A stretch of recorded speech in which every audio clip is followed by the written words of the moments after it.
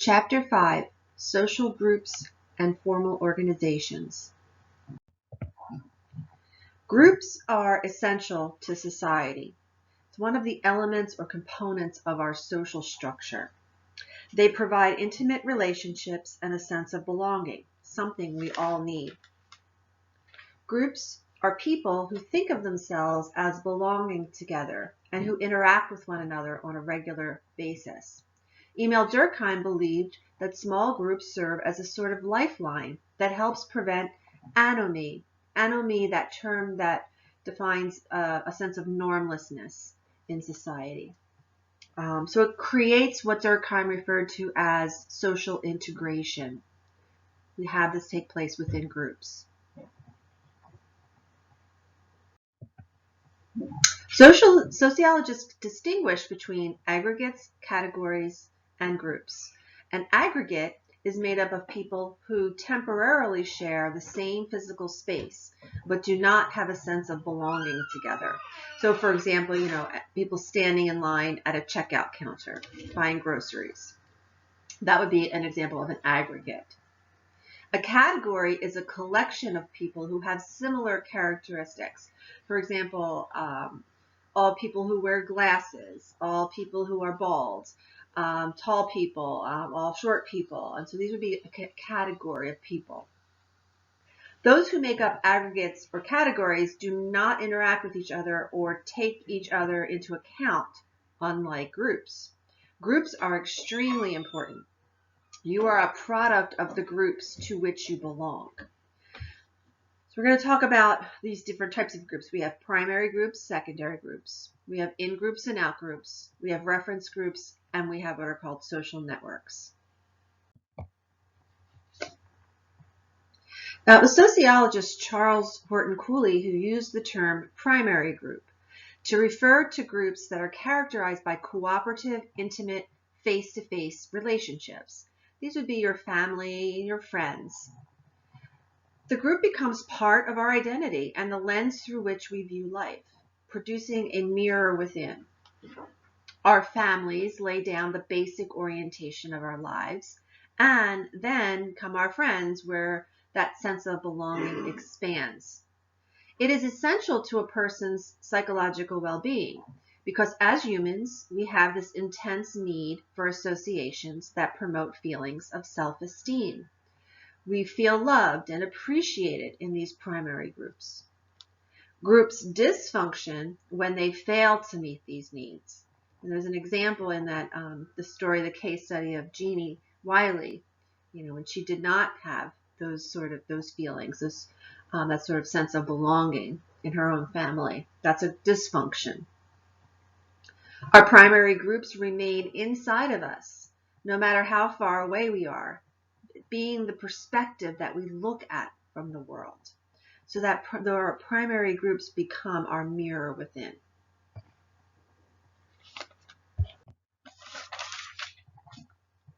Secondary groups are larger, relatively temporary, more anonymous, formal, and impersonal than our primary groups, and are usually based on some interest or activity. Members of secondary groups likely interact on the basis of specific roles. For example, in college classes, students would make up an example of a secondary group. Workers and managers, people at your workplace, are considered our secondary groups. In industrial societies like our own, we couldn't function without secondary groups. They've become essential to our welfare. How we're educated, how we make a living, how we spend our money, and how we spend our leisure time. Secondary groups fail to meet the need of people to have intimate associations, so typically they will tend to break down into primary groups within the larger group. So they may subdivide into primary groups. So for example, if this class, your class is a secondary group, and you interact on the basis of your roles as students, you also then may break down into smaller groups of friends within your class, and they become primary. So this creates sort of a buffer between ourselves and the demands of the secondary group. It helps you get through the workday. It helps you get through the school day. It sort of makes it bearable. Voluntary associations are groups made up of volunteers organized around a specific interest. So we see a lot of church groups and the Boy Scouts and the Girl Scouts, things like that. They would make up a voluntary associations. So again, there's a goal in mind at the end of the voluntary association. Then something called the Iron Law of Oligarchy, Robert Michel's term. And this means to rule by a few. And there's a tendency for groups to look to a select few for leadership. So, somebody's looking for someone to guide them to become a leader. So how organizations come to be dominated by a small, self-perpetuating elite is that we look toward these leaders to help guide us and take us to the next level in terms of what that goal might be. The inner circles where key members might often grow distant from the rank and file, letting that leadership kind of take control. Now, groups toward which we feel loyal or a part of are called in-groups. And those groups toward which we feel antagonism or not a part of are called out-groups. The divide between these two groups is significant sociologically because in-groups provide a sense of identification or belonging. It shapes our perception of what is right and wrong. And this often, produces a rivalry between these two groups. In-group membership leads to discrimination. Given our loyalty, we favor members of our in-group. Sociologist Robert Merton identified a double standard produced by this. The behaviors by members of an in-group are seen as virtues or good, while the same behaviors by members of an out-group are viewed as vices or bad. So it's sort of a double standard. Like men who are aggressive would be considered strong and assertive, viewed as good, but women who are aggressive would be considered pushy, and they would be seen as bad. Also, dividing the world into an us versus them can sometimes lead to acts directed toward the outgroups. For example, the Nazis during the Holocaust treating Jews as an outgroup. More recently, the book is an example of Al-Qaeda and prisoners there. Columbine is another example, if anybody remembers, in 1999, where two boys committed horrific violent acts against members of in-groups or the jocks. And, when they found documentation and evidence of why this act was committed, it was bullying. And that was a result of being in the in-group versus being in the out-group. That's another example of this antagonism that could take place when we divide the world into an us versus them mentality. Reference groups are the groups we use as standards to evaluate ourselves, whether or not we actually belong to those groups. For one, they exert great influence over our behavior. We may change our clothing, our hairstyle, our speech, and other characteristics to match what the reference group would expect of us. Deciding what we want to become, we look toward people or reference those who are already in that position to learn what is expected of us. If you want to become, an athlete, a basketball player, for example, you model your behavior after that athlete, your favorite athlete. How often do they work out? What is their training schedule like? What clothing do they wear? What shoes, what basketball shoes do they wear? If you want to become a doctor, you model your behavior and learn what is expected. What are the courses that need to be taken? What requirements are there that need to be met in order to become a doctor? Those would be our reference groups. Now, because these reference groups are used to evaluate life, having two that conflict with each other can result in internal anxiety. Like if your family beliefs differ from your friends' beliefs in those two different groups, you can have a conflict that results in a lot of internal anxiety. Or here's another example, like wanting to join the military when you belong to a family that is against war. That would be, again, resulting in internal anxiety.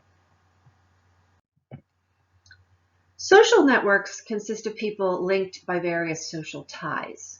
And this includes our friends, our family, acquaintances, people you work with, go to school with, the friends of your friends.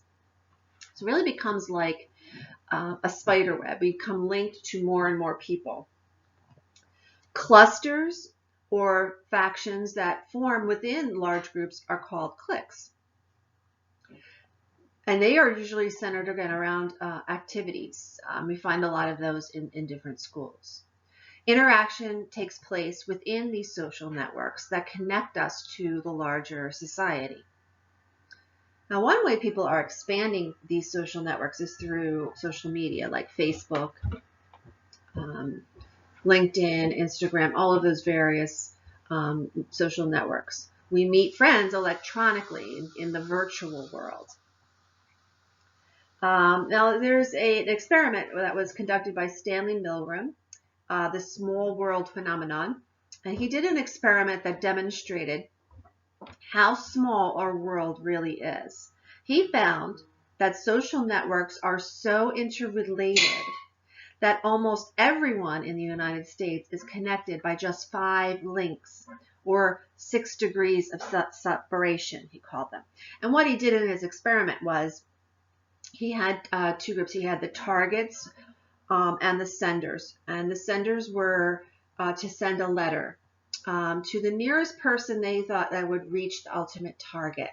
And so each, it started out with the first person. They sent the letter to someone they knew. Say, if they're in New Jersey, they sent it to someone they knew in Pennsylvania, who may have sent it to someone they knew in Texas, and so forth. And if it was intended to, the target was in California, it took 6 links to actually 6 degrees of separation to get from the sender, the original sender, to the ultimate target, which incorporates 5 links. So this is social networking. Next, we have bureaucracies, and we're going to cover the characteristics of bureaucracies, goal displacement and the perpetuation of bureaucracies, and then the dysfunctions of bureaucracies. Formal organizations are basically large-scale groups designed for a specific purpose and structured for maximum efficiency. They fulfill a variety of personal and societal needs. The U.S. Post Office, the Department of Motor Vehicles, Starbucks, the healthcare system, these are all examples of formal organizations. Now, a bureaucracy is a type of organization that has become dominant in our social life. Max Weber identified the essential characteristics of bureaucracies, which help these organizations reach their goals, as well as grow and endure. So these are the 6 basic characteristics of bureaucracies, an ideal type, which Max Weber is very well known for. The first, the hierarchy of authority, is where each position is under the supervision of a higher authority. Assignments flow downward, and accountability flows upward. The second is a division of labor, where each worker is assigned a specific task that are distributed among people who have been trained for those tasks. Written rules and regulations, the third. These ensure uniform performance of the tasks of the organization, and it provides continuity. For example, if you're working as a barista in Starbucks, how do you make a Starbucks venti caramel macchiato? There's definitely instructions and rules on how to make specific drinks that people order. So they may provide you with a handbook. They may provide you with a job description. So you have in the written rules and regulations what is expected of your job performance. Also within the organization are written communications and records need to be kept. If you're, again, if I use the Starbucks as an example, you would have to keep track of all the sales for the day and what occurs in the organization in that particular bureaucracy. Detailed reports might be expected of the activities. Another example is if you're a school teacher and you needed to follow a specific curriculum. So you have your job description as to what is expected of a teacher, and you also need to keep track of any communications and records for students. Also within the bureaucracy, Weber noted impersonality, a level of impersonality. Each position in the organization is basically replaceable. It is the office that is important, and not the person in that office. So a lot of times you'll see organizations where there are a certain number of employees that may be working in an insurance agency, for example, and they become very impersonal when it comes to the different people that are working in that job. If the person leaves, another person will come in and take their spot. And the last characteristic is employment based on technical qualifications. You expect that the person holding that position is hired based on their ability to fill that job description, that they have the skill and the knowledge and the experience. Now, Weber's characteristics of bureaucracy describe an ideal type or a standard to measure others against. The real nature of bureaucracy often differs from its ideal image.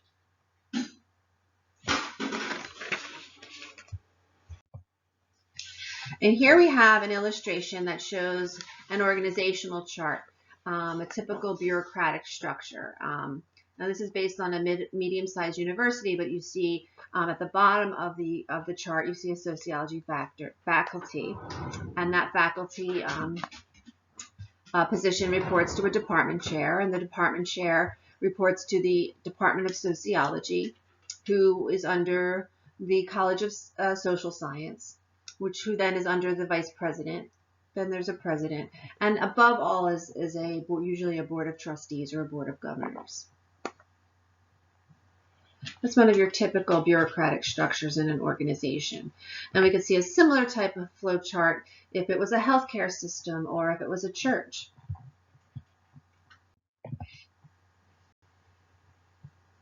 Goal displacement is something that occurs when an organization adopts new goals after the original goals have been achieved and there is no longer any reason for it to continue.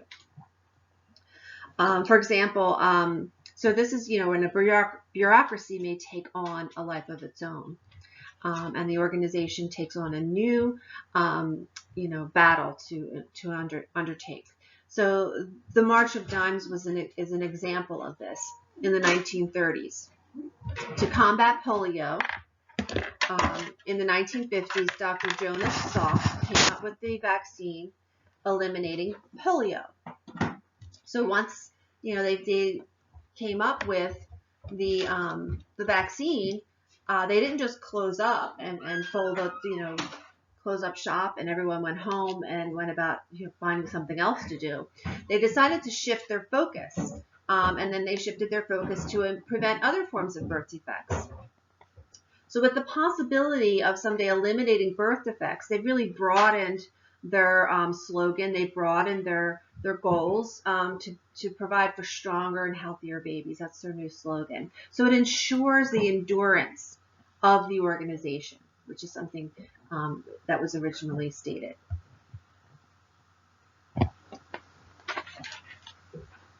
Now, goal displacement also happens when we follow the goals so strictly, those written rules and regulations, that we fail to meet the needs of a person. Say, for example, the cafeteria lady in a school.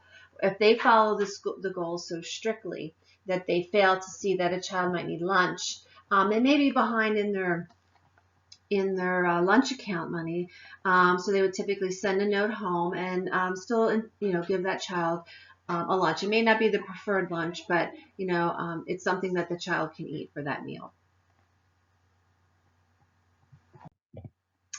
Although bureaucracies are the most efficient form of social organization, they can also be dysfunctional.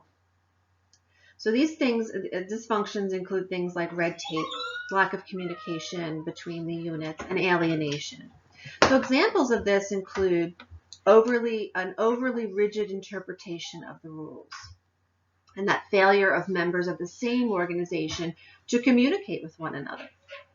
So according to Weber, the impersonality of bureaucracies tends to produce workers who feel detached from the organization.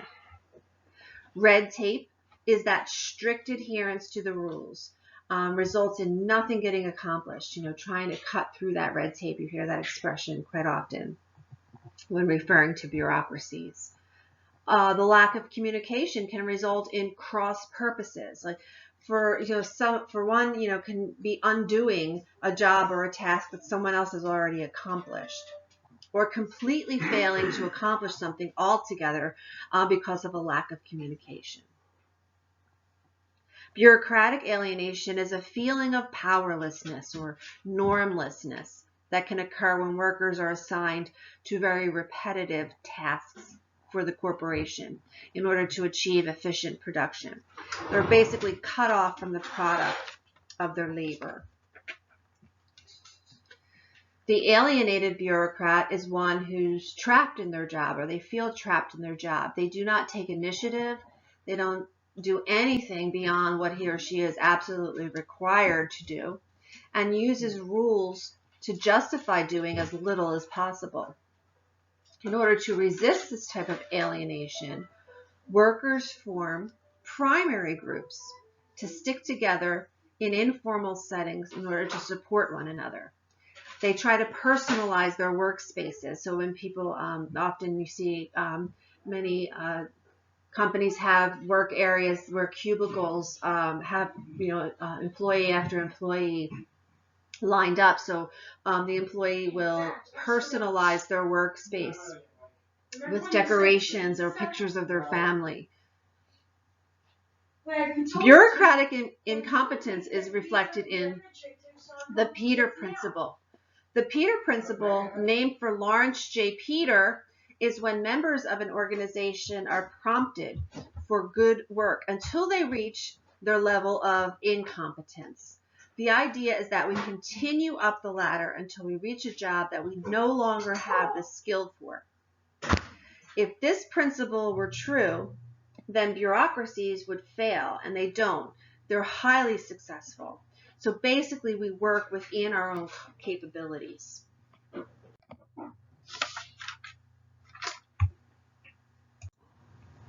Now, to sociologists, bureaucracies are significant because they represent a fundamental change in how people relate to one another. Prior to this, work focused on human needs and making sure everyone had an opportunity to earn a living. Then the focus shifted to efficiency in performing tasks and improving the bottom line. Now, eventually, all of us will be likely to work for a bureaucracy, if we don't already. And we use the term corporate culture to refer to an organization's traditions, its values, and its unwritten norms. Much of what goes on in corporate culture is really hidden. So to ensure that the corporate culture reproduces itself at the top levels, people in positions of power groom other people that they perceive to be just like them for similar positions of power. So in the U.S., personal achievement is key. Workers are hired on the basis of what they can contribute to the organization. Now, the self-fulfilling stereotypes in the hidden corporate culture, we have Rosabeth Moss Cantor's research on organizations that demonstrated that this corporate culture contains hidden values that create that self-fulfilling prophecy that affects people's careers. The elite, or corporate department heads, have an image of who is most likely to succeed. So those whose backgrounds are similar to the elite and who look like the elite are singled out and provided with better access to information, to networking, and ultimately fast tracking in positions. Workers who are given opportunities to advance typically tend to outperform others who are more committed. Those who are judged outsiders and experience few opportunities think poorly of themselves. They're less committed and they work well below their potential. The hidden value of the corporate culture that creates the self-fulfilling prophecy are typically unseen. We also need to consider diversity in the workplace. At one point in time, most workers in the U.S. were white men. Now, with more than half of the U.S. workforce minorities, immigrants, and women, dealing with diversity is a must. Most large companies have diversity training to help employees work successfully with others of different backgrounds. So questions come up about how effective are these diversity training programs. So data gathered by the Equal Employment Opportunity Commission indicate that diversity training has little, and in some cases even a negative effect. The EEOC found that it depends on the type of program. So for example, programs that are aimed at setting goals for increasing diversity and holding managers accountable tend to be the most successful. So managers, very much so, set the tone for the work environment. Next, we'll talk about group dynamics. Sociologists study group dynamics to better understand how different groups work. We like to know the ways that individuals affect groups and the ways groups influence individuals. The study of group dynamics focuses on group size, leadership, conformity, and decision-making. We recognize that a small group is small enough for everyone to interact with all the members in it.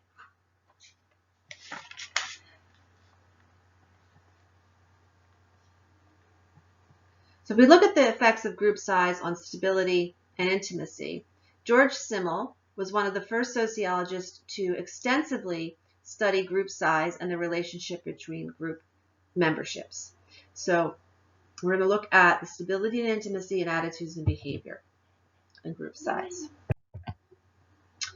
And what George Simmel found is that the size of the group is significant for its dynamics. So for example, a dyad is the smallest group consisting of 2 people.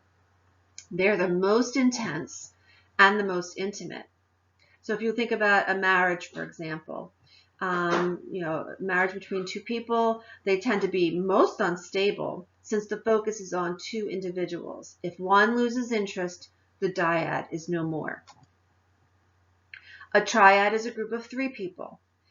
So we'll take that married couple, for example, if they have their first child. A little bit stronger than the dyads, a little less intense, but are still extremely unstable.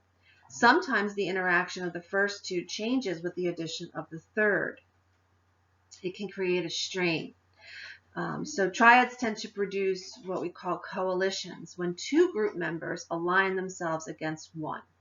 So if you think about friends, if there's 2 friends and another person joins the group, there might be a coalition that can result. And 2 group members can align themselves against the one. Often one member becomes an arbitrator or a mediator because he or she is always trying to settle disagreements between the other 2 members of the group. As more members are added to a group, intensity decreases and stability increases. There become more linkages between more people within the group. So we have more stability but less intimacy. The connections, in effect, multiply. And these larger groups also develop a formal structure, which also help to increase that stability. So leadership may start to emerge. If you have a group that's so large, like think about, a board meeting where you have a number of members, you might have a president, a secretary, and treasurer. So having that sort of structure helps the group survive over time. And here we have various linkages, the effects of group size on different relationships. So this diagram shows the increasing number of relationships that grow as the group size grows. You see how one linkage is in the dyad, but how there are 21 different relationships in a group of 7. Now, when groups are small, interactions tend to be informal. Research by social psychologists indicate that as groups grow larger, they tend to break off into smaller groups.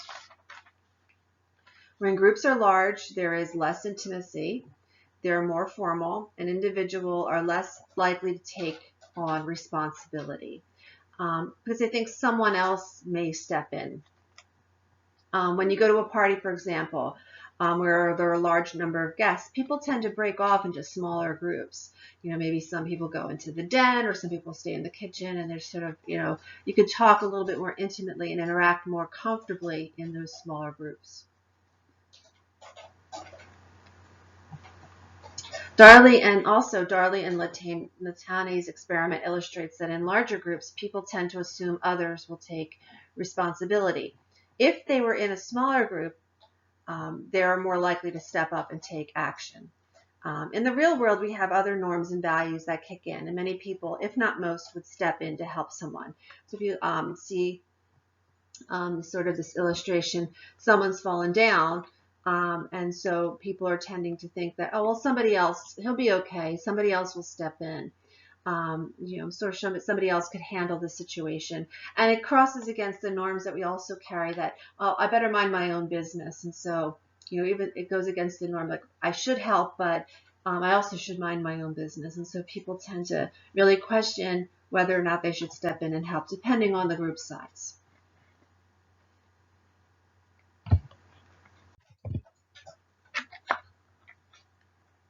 Next, we'll talk about leadership and the different types of leadership. We're all influenced by leadership.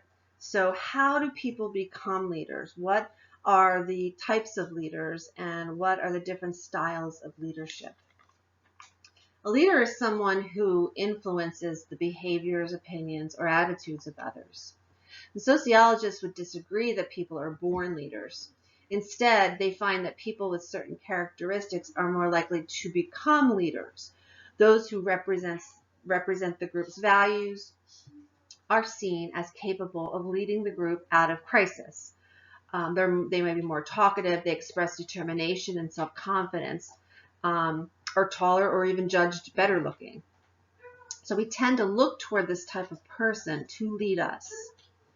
Now, there are two types of group leaders. We have the instrumental leader and we have the expressive leader. The instrumental leader are very task-oriented. They try to keep the group moving toward its goals, reminding them of what they're trying to accomplish. Whereas the expressive leaders are more socio-emotional. They're leaders who help with the group's morale, and they're less likely to be recognized as leaders. This type is typically more popular. They often have to minimize any kind of friction that the instrumental leader may create by pushing members to meet the group goals. Next, there are three types of leadership styles. We have the authoritarian, the democratic, and the laissez-faire.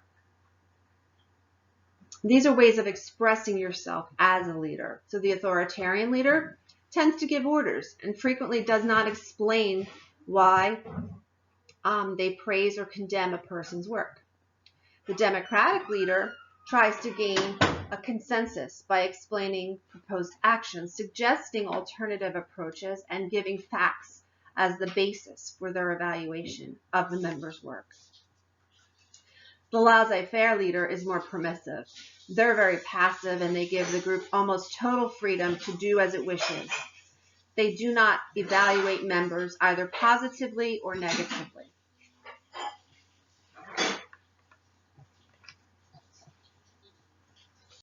Now, groups have a significant degree of influence over people's attitudes and actions. Dr. Solomon Asch, he did a study where he indicates that people are strongly influenced by peer pressure and the need to belong. Asch wanted to see whether people would resist the temptation to change a correct response to an incorrect response because of peer pressure. Asch held these cards up in front of small groups of people and asked which sets matched. One at a time, each respondent gives their answer out loud. All but one are in on the experiment. They were told how to answer. After 2 rounds in which one gives the correct answer, those in on the experiment start to give incorrect answers, leaving the subject of the experiment to go along with the group and give a wrong answer or stick to what they know to be the right answer. Of the 50 people tested, 33% ended up giving that incorrect answer at least half of the time, even though they knew the answer to be wrong. Only 25% always gave the right answer regardless. Another 40% gave wrong answers too, but not as often. These results are with strangers. How do you think the results would be if these were people we know, our friends, people whose opinions we value?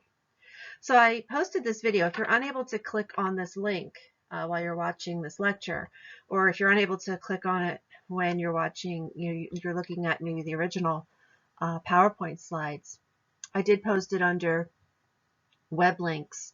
It's an article describing Solomon Asch's experiment. I also have a video from YouTube that is an example of going along with the group, or social learning, where we're standing in a waiting room. So if you want to take a look at that really short video, it's also in the video docs and web link tab in e-learning.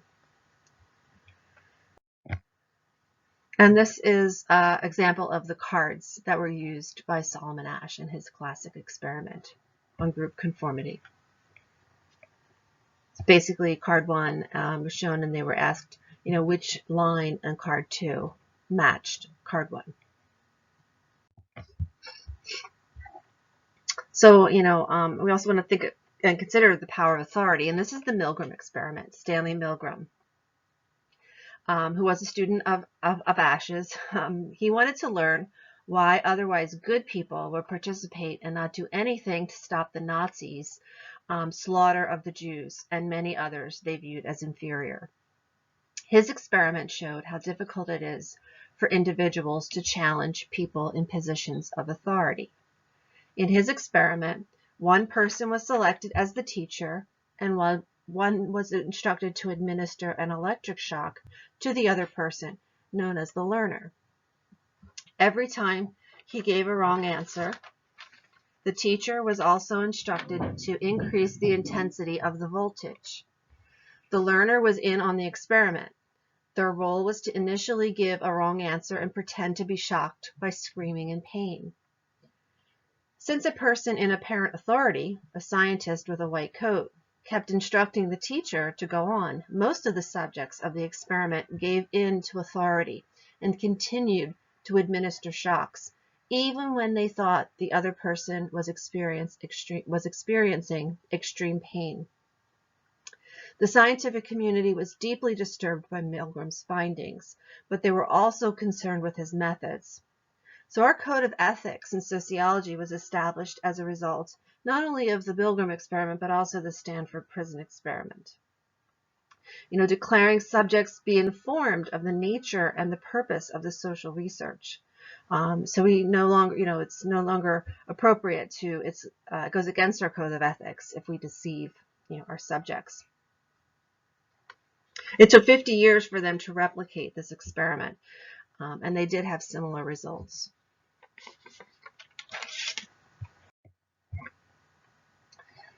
Now, sociologist Irving Janis coined the term groupthink to refer to situations in which a group of people think alike, and any suggestion of alternatives becomes a sign of disloyalty. Even moral judgments are put aside for the welfare of the group. Sort of a collective tunnel vision where no other options are considered. The Asch and Milgram experiments demonstrate how groupthink can actually develop. And U.S. history also provides examples of groupthink. When a president and their inner circle commit a single course of action, they may not consider, even when evidence suggests the course to be wrong, they refuse to believe it, and they may continue and go along with their original plan. So leaders can become cut off from information that does not coincide with their own opinions. Groupthink can be prevented only by ensuring that leaders be exposed to people with different views than those of their inner circle. Encouraging and circulating research results that provide the greatest number of options for decision makers to consider could help prevent groupthink. Something to think about.